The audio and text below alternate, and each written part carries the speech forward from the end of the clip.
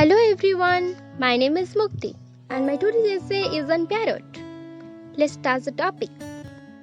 Parrots are very diverse groups with curved beak and colorful feathers, mostly preferring warm tropical regions for the living. Lifespan of average parrot is around 50 years. Parrots lay 2 to 8 eggs which are white in color and round in shape.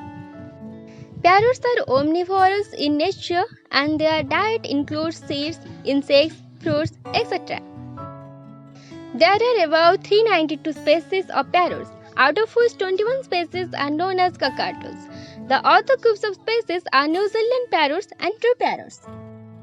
The color, size and shape may vary for the different groups of species of parrots. Cockatoos have black, grey and white feathers.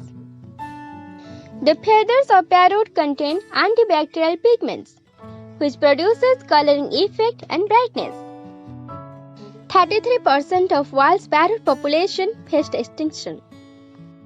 The size of the parrot can be as large as 3.5 feet, and an adult parrot can weigh up to 9 pounds.